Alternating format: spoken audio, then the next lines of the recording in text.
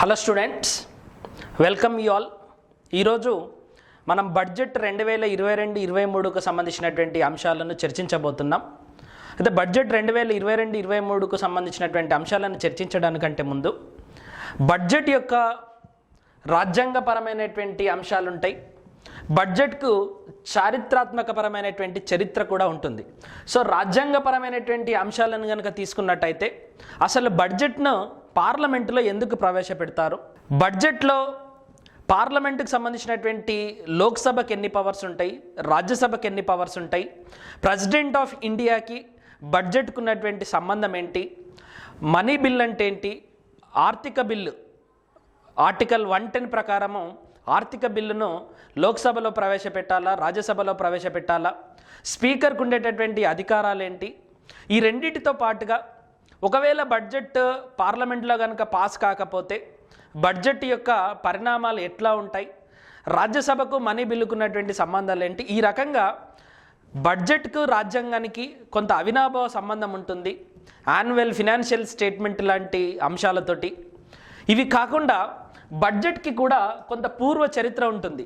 So ఇప్పుడు రీసెంట్గా వచ్చినటువంటి ఎకనామిక్ సర్వేని కనుక మీరు గమనించినట్టయితే బడ్జెట్ యొక్క మొత్తం చరిత్రను ఎక్స్ప్లెయిన్ చేసిరు. 1950 నుండి మొదలుకుంటే నేటి వరకు బడ్జెట్ను ఎవరెవరు ఏ రకంగా ప్రతిపాదించారు, ఎప్పుడు ఏం జరిగింది అనేటటువంటి అంశాలను కూడా ప్రతిపాదించారు. మనము ఈ రాజ్యాంగపరమైనటువంటి చర్చలోకి చారిత్రాత్మకమైనటువంటి అంశాలలోకి వెళ్లకుండా బడ్జెట్ యొక్క సాంకేతికపరమైనటువంటి అంశాలు అంటే 2022-23 బడ్జెట్లో ఏమేం ప్రతిపాదనలు చేశారు, వేటికి ఎట్లాంటి కేటాయింపులు చేశారు, బడ్జెట్లో ఉన్నటువంటి రకరకాల పదాలను అర్థం చేసుకునేటటువంటి విధానం ఎట్లా, ఈ పర్టికులర్ అంశాలపైన మనం ఈరోజు చర్చించబోతున్నాం. తర్వాత బడ్జెట్ను పాస్ చేసేటటువంటి క్రమంలో కొన్ని స్టెప్స్ ఉంటాయండి. ఆ స్టెప్స్ను ఆధారంగా చేసుకొని మనం బడ్జెట్లో ఉన్నటువంటి టెక్నికాలిటీస్ని ఎక్స్ప్లెయిన్ చేయడానికి ప్రయత్నం చేద్దాం. ఒకటి, బడ్జెట్ను ప్రవేశపెట్టడానికంటే ముందు బడ్జెట్ యొక్క ప్రిపరేషన్ ఉంటుంది. దాన్నే బడ్జెట్ తయారీ అని చెప్పేసి అంటారు. ఇది సెప్టెంబర్ నెలలో స్టార్ట్ అవుతుంది. బడ్జెట్ను ప్రవేశపెట్టడానికంటే ముందు అంటే బడ్జెట్ స్పీచ్ కంటే ముందు, బడ్జెట్ స్పీచ్ ఫిబ్రవరి 1వ తారీఖున ఉంటుంది కాబట్టి బడ్జెట్ స్పీచ్ కంటే ముందు వివిధ మంత్రిత్వ శాఖల నుండి ఇన్పుట్స్ని తీసుకోవడము, వివిధ వర్గాల నుండి, విద్యార్థి వర్గాల నుండి కానీ, ఇండస్ట్రీ వర్గాల నుండి కానీ, రైతు వర్గాల నుండి కానీ, రకరకాల వర్గాల నుండి బడ్జెట్ ఈ తయారీకి సంబంధించినటువంటి ఇన్పుట్స్ని తీసుకొని బడ్జెట్ని తయారు చేయడం అనేది జరుగుతుంది. సో బడ్జెట్ స్పీచ్ కంటే ముందు ఒక వారం లేదా 10 రోజుల ముందు హల్వా ఫంక్షన్, ఈ హల్వా ఫంక్షన్ తోటి బడ్జెట్ తయారు చేసేటటువంటి అధికారులందరూ కూడా ఒక రూమ్లోకి వెళ్ళి బయటి ప్రపంచంతో ఎట్లాంటి సంబంధాలను కొనసాగించకుండా బడ్జెట్ను సీక్రెట్గా తయారు చేయడం అనేది జరుగుతుంది. ఎందుకు సీక్రెట్గా బడ్జెట్ను తయారు చేస్తారు అంటే బడ్జెట్లో ఈ దేశానికి సంబంధించినటువంటి రకరకాల విధానాల రూపకల్పన ఉంటుంది. కొత్త కొత్త స్కీమ్స్ ఉంటాయి. కొన్ని వస్తువుల యొక్క ధరలు పెరిగేటటువంటి అవకాశం ఉంటుంది, తగ్గేటటువంటి అవకాశం ఉంటుంది. ఇన్వెస్ట్మెంట్స్లో కూడా రకరకాల వేరియేషన్స్ వస్తాయి. కాబట్టి ఈ వేరియేషన్స్ అన్నీ కనుక ముందే తెలిస్తే ఇన్వెస్ట్మెంట్స్కి సంబంధించినటువంటి సినారియో మొత్తం మారిపోతుంది. స్టాక్ మార్కెట్ మొత్తం కూడా ఒడిదుడుకులకు గురవుతుంది అనేటటువంటి ఉద్దేశంతో బడ్జెట్ ప్రపోజల్స్ని మరి సీక్రెట్గా ప్రిపేర్ చేయడం అనేది జరుగుతుంది. సో బడ్జెట్ స్పీచ్ అనేది మరి బడ్జెట్ ప్రవేశపెట్టడంలో కానీ, బడ్జెట్ను పాస్ చేయడంలో కానీ అత్యంత ముఖ్యమైనటువంటి ఘట్టం. నార్మల్గా బడ్జెట్ స్పీచ్ అనేది లోక్సభలో స్టార్ట్ అవుతుంది. భారత ఆర్థిక మంత్రిత్వ శాఖ మంత్రి ఈ బడ్జెట్ స్పీచ్ను ఇవ్వడం అనేది జరుగుతుంది. ప్రెసిడెంట్ ఆఫ్ ఇండియా యొక్క ప్రయర్ పర్మిషన్ తోటి మాత్రమే ఈ బడ్జెట్ స్పీచ్ తయారవుతుంది. బడ్జెట్ స్పీచ్ అనేది ఈ సంవత్సరం ఫిబ్రవరి 1వ తారీఖున ప్రవేశపెట్టడం అనేది జరిగింది. సో బడ్జెట్ స్పీచ్కి 1 రోజు పడుతుంది. దాని తర్వాత 3వ స్టెప్ వచ్చేసి బడ్జెట్ పైన సాధారణ చర్చ ఉంటుంది. దీన్నే జనరల్ డిస్కషన్ ఆన్ బడ్జెట్ అని చెప్పేసి అంటారు. అది 3 నుండి 4 రోజులు ఉంటుందండి. సో సాధారణ చర్చ అంటే బడ్జెట్లో ఉన్నటువంటి అన్ని ప్రపోజల్స్ని చర్చించరు. ఇక్కడ కేవలం బడ్జెట్ ఎవరికి అనుకూలంగా ఉంది, ఎవరికి ప్రతికూలంగా ఉంది, ప్రతిపక్ష పార్టీల యొక్క వైఖరి ఎట్లుంది, వాళ్ళ అభిప్రాయాలు ఎట్లున్నాయి, దాని తర్వాత అధికార పక్షం దానికి ఇచ్చేటటువంటి సమాధానాలు ఏంటి, ఇట్లా ప్రతిపక్ష పార్టీలు, అధికార పక్షం అన్నీ కూడా మరి బడ్జెట్ స్పీచ్ కంటే ముందు ప్రెసిడెంట్ ఆఫ్ ఇండియా ఇచ్చినటువంటి స్పీచ్కు ధన్యవాదాలు తెలిపేటటువంటి ధన్యవాద తీర్మానానికి సంబంధించినటువంటి అంశాలపైన బడ్జెట్ పైన చర్చ జరిగి అది 3-4 డేస్ జరుగుతుంది. ఈ 3-4 డేస్ జరిగిన తర్వాత పార్లమెంటు వాయిదా పడుతుంది. ఒక 20 నుండి 24 రోజులు వాయిదా పడుతుంది. ఈ వాయిదా పడినటువంటి క్రమంలో బడ్జెట్ ప్రతులన్నిటినీ కూడా పార్లమెంటులో ఉన్నటువంటి 24 స్టాండింగ్ కమిటీస్కి వాళ్ళు పంపించి బడ్జెట్లో ఉన్నటువంటి ప్రతి క్లాస్ పైన కూడా అధ్యయనం జరుగుతుంది. ప్రతి క్లాస్ను కూడా వాళ్ళు సుదీర్ఘంగా అధ్యయనం చేయడం అనేది చేస్తారు. ఆ రకంగా 20 నుండి 24 రోజుల తర్వాత మళ్ళీ బడ్జెట్కు సంబంధించినటువంటి సమావేశాలు స్టార్ట్ అవుతాయి. అయితే ఈ 4th స్టెప్ ఏదైతే ఉంటుందో ఇది చాలా ముఖ్యమైనటువంటి స్టెప్. ఎందుకంటే బడ్జెట్ అనేటటువంటి పదం, బడ్జెట్ అంటే మీనింగ్ ఏంటి అని అంటే budget is equals to proposal. చాలా జాగ్రత్తగా వినండి. Budget is nothing but the proposal. Proposal అంటే ఏంటి? Demand. So again I can call it as the demand. తెలుగులో కూడా దీన్ని డిమాండ్ అంటారు. సో బడ్జెట్ అంటే ప్రపోజల్, డిమాండ్. సో మీరు బడ్జెట్ స్పీచ్ కనుక వింటే నిర్మలా సీతారామన్ గారు ఏమంటారంటే I propose to allocate 1 lakh crores to the health sector. I propose to allocate 90,000 crore rupees to the MG NREGA sector అని చెప్పేసి అంటది. అంటే బడ్జెట్ అనేది మొత్తం 109 డిమాండ్లకు సంబంధించినటువంటి కాంబినేషన్. అంటే 109 డిమాండ్లు ఉంటాయి రాజ్యాంగ పరంగా. దీంట్లో 103 సివిల్ డిమాండ్స్, ఒక 6 డిఫెన్స్ డిమాండ్స్ ఉంటాయి. ఈ 109 డిమాండ్లకు సంబంధించినటువంటి ఇండివిజువల్ చర్చ. సో 4th స్టేజ్లో ఏం జరుగుతుందంటే ప్రతి డిమాండ్ పైన చర్చ జరగాలి, ప్రతి డిమాండ్ పైన మరి డిబేట్ జరగాలి. ఈ డిబేట్ చర్చ జరిగిన తర్వాత ప్రతి డిమాండ్ పైన ఓట్ వేయాలి. ఎప్పుడైతే ఒక డిమాండ్ పైన చర్చ జరిగి ఒక డిమాండ్ పైన డిబేట్ జరిగి ఓటు వేయబడుతుందో అప్పుడు ఈ డిమాండ్ మనం ఏమంటామంటే డిమాండ్ ఫర్ గ్రాంట్స్ అంటాం. సో మీరు చాలాసార్లు న్యూస్ పేపర్స్లో కానీ బడ్జెట్ పేపర్స్లో కానీ దీన్ని వింటూ ఉంటారు, డిమాండ్స్ ఫర్ గ్రాంట్స్. అంటే మీనింగ్ ఏంటి అని అంటే ఆర్థిక మంత్రి ప్రతిపాదించినటువంటి ఒక పర్టికులర్ ప్రపోజల్కు పార్లమెంట్ తన ఓటు ద్వారా కనుక ఆమోదం తెలిపితే అప్పుడు దాన్ని డిమాండ్ ఫర్ గ్రాంట్స్ అంటారు. ఏ పర్టికులర్ డిమాండ్కి అయితే డిమాండ్ ఫర్ గ్రాంట్ వస్తుందో అప్పుడు executive consolidated fund of India under article 266 class 1 నుండి డబ్బులు తీసుకొని ఖర్చు పెట్టడానికి అనుమతి ఇచ్చినట్టు. భారత రాజ్యాంగం ఏం చెప్తుంది అని అంటే పార్లమెంట్ యొక్క అనుమతి లేకుండా ఒక్క ఎగ్జిక్యూటివ్ ₹1 కూడా ఖర్చు పెట్టడానికి వీలు లేదు. పార్లమెంట్ యొక్క అనుమతి లేకుండా ప్రజలపైన పన్ను వేయడానికి కానీ, కొత్త పన్నులను సృష్టించడానికి కానీ, ఉన్న పన్నులను డిలీట్ చేయడానికి కానీ, ఉన్న పన్నులను మార్చడానికి కానీ వీలు లేదు. అండర్ ఆర్టికల్ 265 క్లాస్ 1 ఏం చెప్తుంది అని అంటే పార్లమెంటులో ఒక చట్టాన్ని చేయడం ద్వారా మాత్రమే ప్రజలపైన పన్ను వేయొచ్చు, కొత్త పన్నులను వేయొచ్చు, పాత పన్నులను తీసివేయవచ్చు.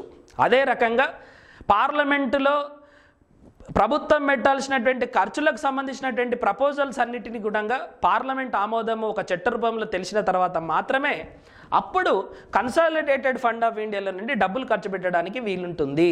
అందుకోసమే బడ్జెట్ను పార్లమెంట్లో ప్రవేశపెట్టి అది కూడా ఒక బిల్లు రూపంలో ప్రవేశపెట్టి బడ్జెట్ను పార్లమెంటులో చర్చించి దానిపైన ఓటేసి మళ్ళీ రాజ్యసభకు పంపించి అక్కడ కూడా ఓటేసి ప్రెసిడెంట్ ఆఫ్ ఇండియా కూడా ఓటేసిన తర్వాత అప్పుడు మాత్రమే కొత్త పన్నులు వేయడానికి మరియు ప్రభుత్వం తరపున ఖర్చు పెట్టాల్సినటువంటి వ్యయాన్ని కన్సాలిడేటెడ్ ఫండ్ ఆఫ్ ఇండియాలో నుండి తీసుకోవడానికి వీలవుతుంది. అందుకోసమనే బడ్జెట్ను పార్లమెంటుకు ప్రవేశపెడతారు. ఇంకొకటి, ఇప్పుడు మనం ప్రవేశపెట్టింది 2022-23 బడ్జెట్. ఏ ఫైనాన్షియల్ ఇయర్లో ప్రవేశపెడుతున్నాం మనము?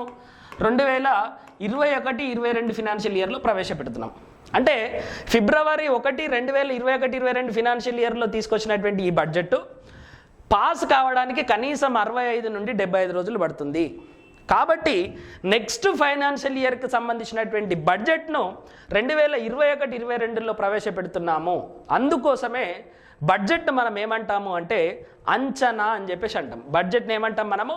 అంచనా అంటాం. అంటే బడ్జెట్ యొక్క డెఫినేషన్ ఎట్లుంటుంది అని అంటే బడ్జెట్ అనేది రాబోయే ఆర్థిక సంవత్సర వ్యయ ఆదాయాల అంచనా. రాబోయే ఆర్థిక సంవత్సరం యొక్క వ్యయ ఆదాయాల అంచనానే మనం ఏమంటామంటే బడ్జెట్ అని చెప్పేసి అంటాం. బడ్జెట్ అనేటటువంటి పదము రాజ్యాంగంలో ఎక్కడా లేదు. బొగట్ అనేటటువంటి ఒక పదం నుండి బడ్జెట్ అనేటటువంటి పదం వచ్చింది, కానీ రాజ్యాంగంలో బడ్జెట్ అనేటటువంటి పదం లేదు. కానీ యాన్యువల్ ఫినాన్షియల్ స్టేట్మెంట్ అంటే వార్షిక ఆర్థిక నివేదిక అనేటటువంటి పదం ఉంది అండర్ ఆర్టికల్ 112 ప్రకారం. సో దీన్నే లోకల్గా మనం బడ్జెట్ అని చెప్పేసి పిలుస్తాం. సో ఇప్పుడు బడ్జెట్ అంటే నేనేమన్నాను, రాబోయే ఆర్థిక సంవత్సరం ఏంటి, 2022-23కు సంబంధించినటువంటి వ్యయ ఆదాయాల యొక్క అంచనా. దీన్నే మనం ఏమంటామంటే బడ్జెట్ ఎస్టిమేట్స్ అని అంటాం. సో మీరు ఎక్కడ బడ్జెట్ పేపర్లను చూసినా కూడా 2022-23కి సంబంధించి బడ్జెట్ ఎస్టిమేట్స్, బడ్జెట్ అంచనాలు అని చెప్పేసి ఉంటుంది. సో బడ్జెట్ యొక్క డెఫినేషన్ ఏంటి అని అంటే రాబోయే ఆర్థిక సంవత్సరానికి సంబంధించినటువంటి వ్యయాలను ఆదాయాలను అంచనా వేసి మరి మేము ఏమేమి ఖర్చు పెట్టబోతున్నాం, ఏ పనులు వేయబోతున్నాం అని చెప్పేసి ఒక సమగ్రమైనటువంటి బిల్లులను తయారు చేసి దాన్ని పార్లమెంటుకు సమర్పించి దాని యొక్క అనుమతి పొందడాన్ని మనము బడ్జెట్ అని చెప్పేసి అంటాం. సో బడ్జెట్లో మొత్తము యాన్యువల్ ఫినాన్షియల్ స్టేట్మెంట్ అనేది ఒక బిల్లు రూపంలో ఉంటుంది. ఈ యాన్యువల్ ఫినాన్షియల్ స్టేట్మెంట్కే ఇంకా 2 బిల్లులు ఉంటాయి. దాన్నే అప్రాప్రియేషన్ బిల్లు, ఫైనాన్స్ బిల్. నేనేం చెప్పాను, బడ్జెట్ అంటే ఆదాయ వ్యయాల యొక్క అంచనా అన్న. బడ్జెట్లో వ్యయానికి సంబంధించి ఖర్చులకు సంబంధించినటువంటి అన్ని అంశాలను కూడా ఒక బిల్లు రూపంలో సమర్పిస్తారు. దాన్నే అప్రాప్రియేషన్ బిల్ అంటాం. తర్వాత పన్నులకు సంబంధించి ఆదాయాలకు సంబంధించినటువంటి అంశాలన్నీ కూడా ఒక బిల్లు రూపంలో సమర్పిస్తారు. దాన్నే ఫైనాన్స్ బిల్ అని చెప్పేసి అంటాం. సో ఈ రకంగా బడ్జెట్లో ఫోర్త్ స్టేజ్లో మనం ఏదైతే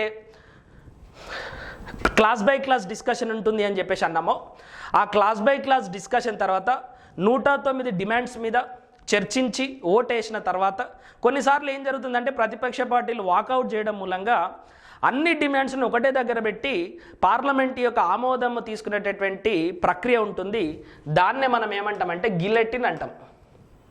సో మీకు చాలాసార్లు ఎగ్జామినేషన్లో అడుగుతాడు గిల్లెటిన్ అంటే మీనింగ్ ఏంటి అని అంటాడు. గిల్లెటిన్ అంటే అన్ని డిమాండ్స్ను ఒకటే దగ్గర లేదా ఒక 4-5 డిమాండ్స్ను ఒకటే దగ్గర పెట్టి పార్లమెంట్ యొక్క సభ్యుల యొక్క ఆమోదం తీసుకోవడాన్ని గిల్లెటిన్ అని చెప్పేసి అంటాం.